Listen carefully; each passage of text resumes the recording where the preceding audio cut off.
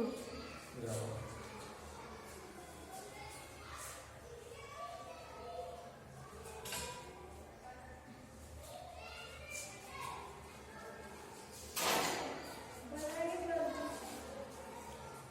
हिंद दोस्तों, आज बसंत पंचमी की ढेर सारी शुभकामनाएं आप लोगों की। सरस्वती वंदना यानी सरस्वती पूजा की ढेर सारी शुभकामनाएं आप लोगों की। प्रतिशत चैप्टर यानी प्रतिशत से विभिन्न परीक्षाओं में आने वाले जो प्रश्न हैं उन प्रश्नों को लेकर आया गया है। आज बसंत पंचमी के शुभ अवसर पे प्रतिशत से विभिन्न परीक्षाओं में प्रश्न आते रहते हैं। कॉम्पिटिटिव क्लास के माध्यम से एक कमी की गई है आपकी, जो संख्याओं पे आधारित प्रश्न है प्रतिशत के, जैसे 5000 का 5% का 5% क्या होगा, इस तरह के प्रश्न आपको बताए नहीं गए हैं। फिर भी इस वीडियो के लास्ट में संख्याओं पे आधारित प्रश्न को आपको बताया जाएगा। सो फ्रेंड, अगर आप मेरे चैनल पे नए हैं तो चैनल को सब्सक्राइब करें, लाइक करें एंड शेयर करें। चलिए देखते हैं प्रतिशत का बचा हुआ भाग। इससे पहले मैंने प्रतिशत का 2 वीडियो अपलोड किया है और उस वीडियो से मैं आशा करता हूं कि आप लोगों ने अच्छी तरीके से अपनी तैयारी पूर्ण की होगी। चलिए अब आज प्रतिशत का लास्ट देखते हैं पॉइंट को। प्रतिशत का पहला क्वेश्चन आपसे पूछा जा रहा है कि नीलम अपनी कुल आय का 20% मकान किराए पर, नीलम अपनी आय का 20% मकान किराए पर तथा शेष का 70% घरेलू मदों पर खर्च करती है। क्या करती है? शेष का 70% घरेलू मदों पे खर्च करती है। यदि वह 3600 रुपए की बचत करती है तो कुल आय उसकी कितनी है, यानी कुल आमदनी उसकी कितनी है। फिर से क्वेश्चन को मैं रिपीट करता हूँ। क्वेश्चन है कि नीलम अपनी कुल आय का 20% मकान किराए पर तथा शेष का 70% क्या करती है? घरेलू मदों पर खर्च करती है। यदि वह 3600 रुपए की बचत करती है तो उसकी कुल आय क्या है। इस तरह के प्रश्न जब भी आपके परीक्षाओं में पूछा जाए तो कैसे बनाएंगे? मान लेंगे कि कुल आमदनी उसकी कितनी है? x रुपए, कुल आमदनी x रुपए है और उसका 20% मकान किराए पे खर्च कर देता है तो बचाता कितना है? 80%। यानी कोई भी व्यक्ति, मैं पहले से ही बता रहा हूं कि कोई भी काम जो होता है 100% होता है। अगर 20% को खर्च कर दिया है मकान किराए पर तो बचाया कितना? 80%। यानी आप उसकी आमदनी जो थी x रुपए, उसका 20% खर्च कर दिया, बचाया क्या? 80%। अब ये जो बचा हुआ भाग है इसका यह 70% घरेलू मदों पर खर्च कर देता है। तो बचे हुए भाग का 70% खर्च कर दिया तो बचाया कितना? 30% बचा लिया और बराबर में बचाया कितना है? 3600 रुपए बचाया है। इस तरह से इस प्रश्न को आप आसानी से हल कर सकते हैं। देखिए 20 का 80, 20 बचे 100, 1 शून्य से 1 शून्य खत्म हो गया, नहीं 4 तिया 12, 12 तिया 36, 300 और 300 में 50 से करेंगे गुना तो 5 तिया 15 पे 3 शून्य। इस तरह से उसकी कुल आमदनी कितनी थी? 15,000 रुपए थी। बी ऑप्शन आपका सही हो जाएगा, 15,000 रुपए थी। कोई भी प्रश्न अगर आपके परीक्षा में आ रहा है कि कोई व्यक्ति अपनी आमदनी का इतना प्रतिशत क्या करता है? खर्च करता है, फिर उस शेष का खर्च करता है, तो आप इस तरह से अपने विभिन्न एग्जाम यानी परीक्षाओं में बना सकते हैं। चलिए दूसरे प्रश्न की तरफ बढ़ते हैं। दूसरा प्रश्न आपका कह रहा है कि एक आदमी अपने आय का 5% निर्धन कोष में, एक आदमी अपने आय का 5% निर्धन कोष में दान करता है। शेष आय का 20% बचत बैंक में जमा करता है। शेष आय का 20% बचत बैंक में जमा कर देता है। अंत में उसके पास 1919 रुपया बचता है। अंत में क्या बचता है? 1919 रुपया उसके पास बचता है। तो फिर उसकी आमदनी क्या है? सेम प्रश्न है आपका, पहले प्रश्न जो बना है उसके अकॉर्डिंग ही आप बना सकते हैं। इसका आंसर आपका 2525 होगा, याद रखेंगे, इसे आप बना सकते हैं। इसे रिपीटेड क्वेश्चन है इसलिए हम नहीं बनाएंगे, और कमेंट में आप जरूर लिख के बताएंगे कि यह प्रश्न आपका बना कि नहीं बना।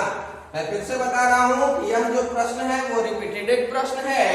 एक आदमी अपनी आय का 5% निर्धन कोष में दान करता है और शेष आय का 20% बचत बैंक में जमा कर देता है।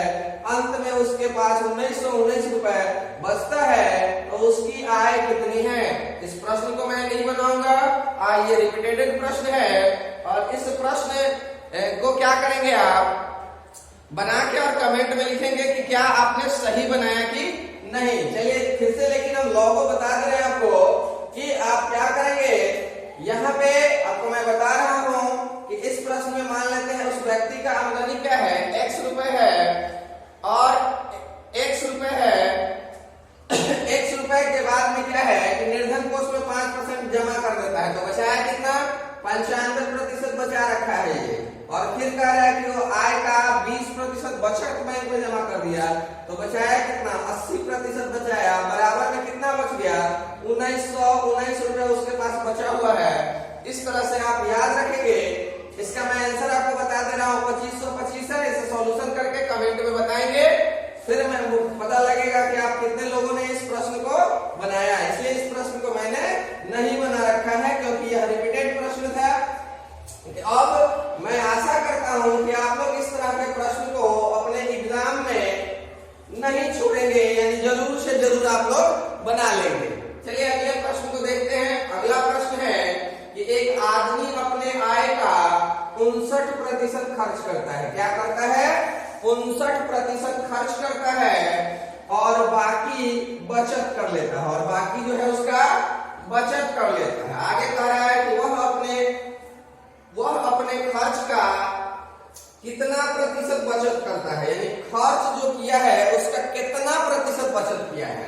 तो मान लीजिए कि यह खर्च क्या किया है, खर्च किया है 59% और बचाया कितना, तो कोई भी काम अपने आप में 100% होता है, तो बचाया कितना, 41% बचत कर लिया। अब यही कह रहा है कि खर्च का कितना प्रतिशत है, ये बहुत इंपॉर्टेंट प्रश्न है यह। तो खर्च का कितना प्रतिशत हो जाएगा, 41/59 और गुने में 100। इसी को अगर आप सॉल्व करेंगे तो 41 100 में अगर 59 से भाग देंगे आप, तो आपको मिलेगा 69.49%, जो कि इसका डी ऑप्शन सही होगा। याद रखेंगे, इस तरह के प्रश्न को भी आप बना सकते हैं। कॉम्पिटिटिव क्लास के माध्यम से बहुत ही इंपॉर्टेंट प्रश्न को लाया जा रहा है। खास करके आपने देखा घटांक करनी एक चैप्टर कंप्लीट की गई थी, उसके बाद आज दूसरा चैप्टर प्रतिशत कंप्लीट होने जा रहा है, और आप लोग देख रहे होंगे कि नॉर्मल क्वेश्चन को नहीं रखा जा रहा है। जो भी प्रश्न आपके एग्जाम में पूछे जाते हैं वही प्रश्न आपको रखा जा रहा है कॉम्पिटिटिव क्लास के माध्यम से। अगला प्रश्न कह रहा है कि यदि किसी विद्यालय में 75% विद्यार्थी लड़के हैं, कह रहा है कि यदि किसी विद्यालय में 75% विद्यार्थी लड़के हैं और लड़कियों की संख्या 420 है। क्या है, लड़कियों की संख्या 420 है, तो लड़कों की संख्या कितनी है, तो लड़कों की संख्या कितनी है। तो आपको पता है विद्यार्थी में जो बॉयज कैंडिडेट हैं उनका रेशियो 75% है, और जो गर्ल्स कैंडिडेट है उनका रेशियो कितना है, कोई भी काम 100% होता है, अगर बॉयज 75 हो गया तो गर्ल्स कितना होगा, 25%। और आपको क्वेश्चन में दिया हुआ है, प्रश्न में दिया हुआ है कि लड़कियों की संख्या कितनी है, 420 है, यानी कह सकते हैं 25% बराबर कितना, 420 दिया हुआ है। तो 100% इसका निकाल लेंगे, तो 420/25 गुने 100, 25 चौका 100, 4 चौका 1680।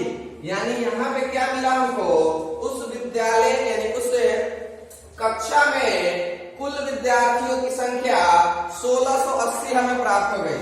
लेकिन हमें क्या बोला है, लड़कों की संख्या बोला है, तो 1680 में से लड़कियों की संख्या घटा के भी आप निकाल सकते हैं और 75% भी निकाल सकते हैं।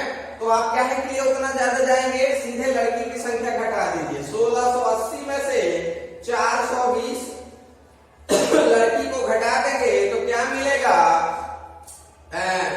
1260 लड़के मिलेंगे, जो कि आपके ऑप्शन में सी अवेलेबल है, 1260 लड़के।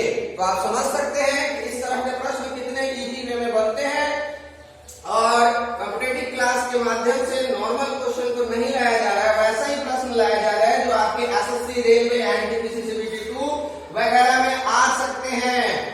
ठीक है, अगले प्रश्न को देखते हैं जो कि काफी इंपॉर्टेंट प्रश्न है और वो हमेशा एसएससी और रेलवे में देखा जाता है। यह प्रश्न ये है, तीन संख्याओं में पहली संख्या और दूसरी संख्या, तीन संख्याओं में पहली संख्या और दूसरी संख्या जो है तीसरी संख्या से क्रमशः क्या है, 30% और 37% कम है। क्या है, पहली तीन संख्या है, आप जान लीजिए, तीन संख्याओं में कह रहा है कि पहली संख्या दूसरी संख्या, पहली तथा दूसरी संख्या जो है तीसरी संख्या से क्रमशः 30% और 37% कम है, तो दूसरी संख्या पहली संख्या की तुलना में कितना कम है। बहुत इंपॉर्टेंट प्रश्न है और ये हर बार परीक्षा में पूछा जाता है। तो इस तरह के प्रश्न को कैसे बनाएंगे, तो मान लेते हैं कि सबसे पहले तीन फैक्टर ले लेंगे और ये 100% कर देते हैं और कह रहा है आपके प्रश्न में कि तीसरी संख्या से क्रमशः 30% और 37% कम है, तो ये 30% कम है और ये 37% कम है। आपका क्वेश्चन सेट कर गया, पूरा हो गया, लेकिन लास्ट में कह रहा है कि दूसरी संख्या पहली संख्या की तुलना में कितना कम है, तो पहली की तुलना में कितना कम है, तो 7 कम है बटा 70 और गुना में 100, 1 शून्य से 1 शून्य, 7 से 7 कटा, यानी क्या मिला हमको, 10% कम है दूसरी संख्या पहली की तुलना में, यानी इसका आंसर क्या हो जाएगा, डी हो जाएगा, 10% कम हो जाएगा। चलिए अगले प्रश्न की तरफ बढ़ते हैं। सो फ्रेंड्स, अगर आप अभी तक चैनल को लाइक नहीं किए हैं तो लाइक कीजिए, सब्सक्राइब कीजिए, क्योंकि कॉम्पिटिटिव क्लास के माध्यम से आपको उन्हीं प्रश्न को लाया जा रहा है जो आपके विभिन्न परीक्षाओं में पूछे जाते हैं। अगला प्रश्न देखते हैं, ये भी प्रश्न काफी इंपॉर्टेंट प्रश्न है आपके परीक्षा के ख्याल से। प्रश्न है, किसी परीक्षा में 60% गणित में विद्यार्थी, किसी परीक्षा में 60% गणित में और 70% अंग्रेजी में, क्या हो रहा है कि किसी परीक्षा में 60% गणित में और 70% अंग्रेजी में, साथ में कह रहा है कि और 50% विद्यार्थी दोनों विषय में पास हो गए। क्या हुआ, कह रहा है कि किसी परीक्षा में 60% गणित में विद्यार्थी और 70% अंग्रेजी में विद्यार्थी क्या होते हैं, पास होते हैं, लेकिन आगे कह रहा है कि और 50% विद्यार्थी जो है दोनों में पास हुए हैं। तो बताएं कि कुल कितने प्रतिशत विद्यार्थी जो हुए हैं, पास हुए हैं। तो इस तरह के प्रश्न जब भी आपके विभिन्न परीक्षाओं में आएगा तो सबसे पहले आप क्या करेंगे, 100% को लेंगे और इसमें से लेस करेंगे। यहाँ देखिए 60% गणित में पास हुआ है, तो फेल कितना हुआ है, 40% फेल कर गया है। आगे है अंग्रेजी में कितना पास किया है, 70%, तो फेल कितना किया है, 30% फेल किया है। और दोनों में कितना पास हो गया है, 50%, तो फेल कितना किया, 50%। इस तरह से इस प्रश्न को आप बना सकते हैं। तो कितना आएगा, 100 में और ये प्लस करेंगे तो कितना हो जाएगा, 150% और यहाँ 40 और 30 करेंगे तो 70, यानी कुल मिला के 80% विद्यार्थी जो हैं पास कर गए हैं। याद रखिएगा, अगर फेल दिया रहेगा तब पास उसका आंसर निकलेगा, पास दिया रहेगा तो फेल आंसर निकलेगा। तो इस तरह से इसका आंसर क्या हो जाएगा, बी हो जाएगा, 80%। अगले प्रश्न की तरफ बढ़ते हैं। अगला प्रश्न भी इंपॉर्टेंट प्रश्न है जो आपके विभिन्न परीक्षाओं में आते रहता है। देखते हैं अगला प्रश्न। अगला प्रश्न, एक परीक्षा में हिंदी में 40% और संस्कृत में 25%। एक परीक्षा में हिंदी में 40% और संस्कृत में 25% तथा दोनों विषयों में 20% विद्यार्थी फेल कर गए हैं। यानी यहाँ फेल का रेशियो दिया है, तो कुल कितने प्रतिशत विद्यार्थी पास हुए हैं? तो ये तो सिंपल है, क्योंकि यहाँ फेल ऑलरेडी दिया हुआ है, तो 40% फेल कर गया है। फिर क्या किया गया है? 25% फेल कर गया है, और दोनों विषय में फेल कितना किया है?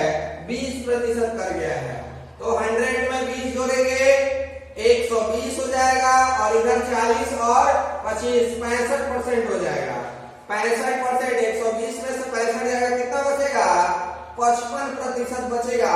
और आपका प्रश्न पूछा गया था कि कुल कितने पास हुए, तो 55% छात्र जो है पास हो गए।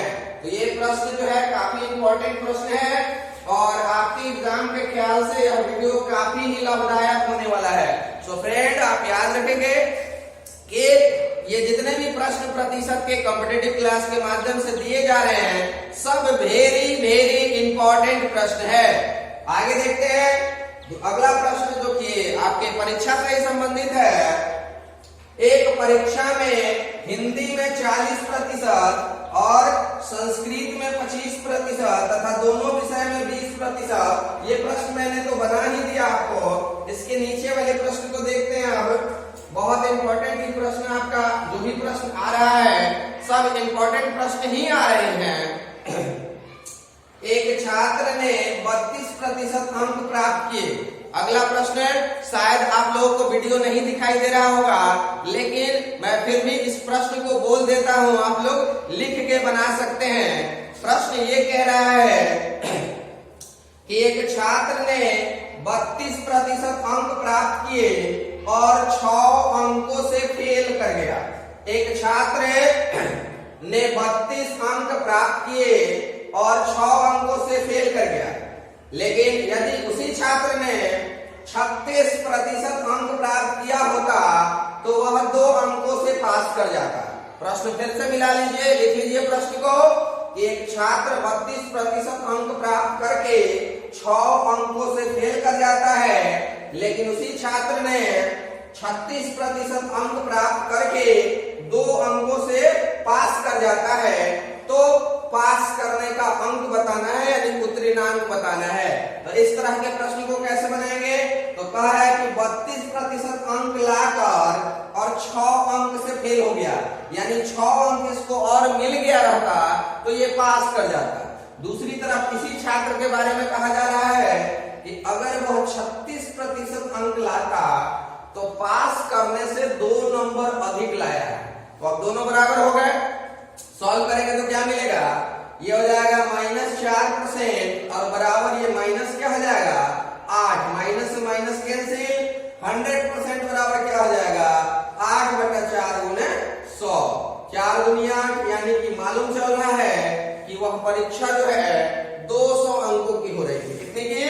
200 अंकों की वह परीक्षा हुआ है।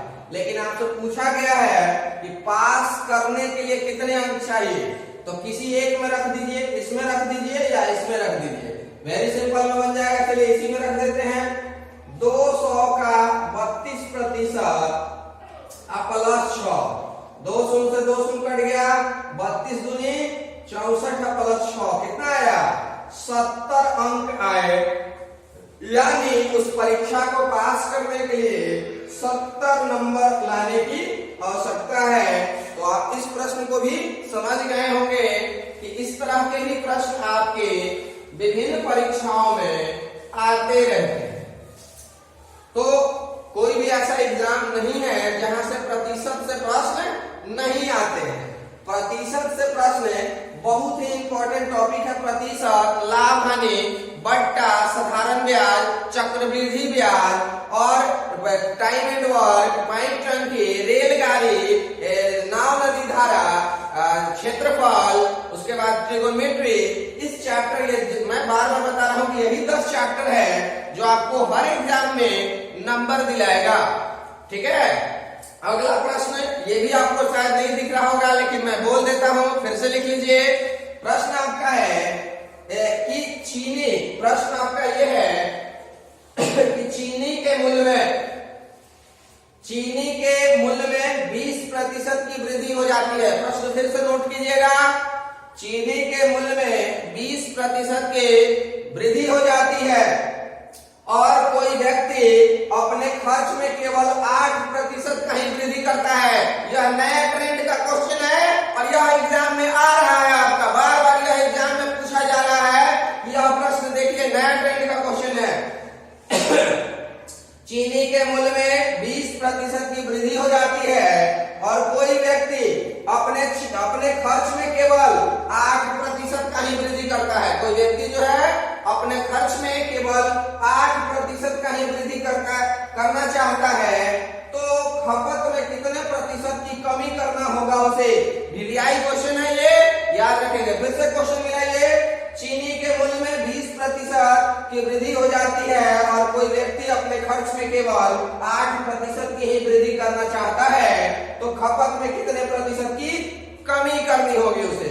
इस तरह के प्रश्न को कैसे बनाएंगे, तो जो पहला वृद्धि कहा है चीनी के मूल्य में 20 और दूसरा वृद्धि उसके कह रहा है कि 8% बढ़ाया है, इसको घटा लेंगे, याद रखेंगे, इसको घटा लेंगे बटा 100 और नीचे में पहले वाले यानी चीनी के मूल्य में कितना वृद्धि हुआ, तो 20% का, यानी 100 के साथ 20 जोड़ देंगे 120। इस तरह के प्रश्न को आप आसानी से बना सकते हैं।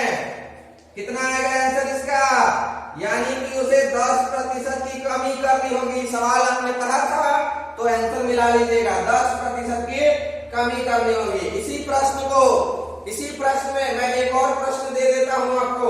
इसी प्रश्न में मैं एक और प्रश्न दे देता हूं। मान लीजिए कि चीनी के मूल्य में 20% की वृद्धि हो जाती है और कोई व्यक्ति अपने खर्च में केवल 8% का ही कमी करना चाहता है, तो खपत में कितने प्रतिशत की कमी होगा।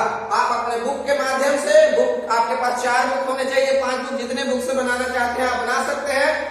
चीनी के मूल्य में 20% की वृद्धि, यहाँ पे कोई भी डाटा हो सकता है। 20% की वृद्धि में कोई भी डाटा हो सकता है और दूसरी चीज कह रहा है कि व्यक्ति के खर्च में 8% की वृद्धि, यहाँ भी कोई भी डाटा हो सकता है। इस तरह से आप आगे बना सकते हैं, विभिन्न परीक्षाओं में जो भी प्रश्न है आपके, आप बना सकते हैं। आगे नीचे देखते हैं, एक और प्रश्न आपके विभिन्न परीक्षाओं में आते रहते हैं।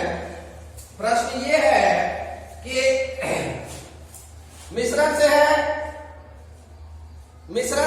प्रश्न ये है कि मिश्रण से है 15। ये भी प्रश्न शायद आपको नहीं दिखाई दे रहा होगा, लेकिन मैं आपको बता दे रहा हूं। प्रश्न आप लिख सकते हैं, 15 लीटर के घोल में 40% चीनी है। क्या है, 15 लीटर के घोल में 40% चीनी है। इनमें 3 लीटर पानी और मिला दिया जाए, इनमें 3 लीटर पानी और मिला दिया जाए तो नए घोल में चीनी का प्रतिशत क्या होगा। तो नए घोल में चीनी का प्रतिशत क्या होगा, फिर से देखते हैं। कह रहा है कि 15 लीटर का एक मिश्रण है और इसमें 40% चीनी है। अलग अलग निकाल देते हैं, चीनी और पानी निकाल देते हैं। चीनी कह रहा है कि 15 लीटर है और उसमें से 40% चीनी है, तो 40% चीनी निकाल देते हैं। क्या हो जाएगा, 1 शून्य से 1 शून्य कट गया, 5 या 15, 5 दूनी 10, 2 दूनी 4, यानी कि 6 लीटर मेरा चीनी है और पानी कितना है, 9 लीटर है।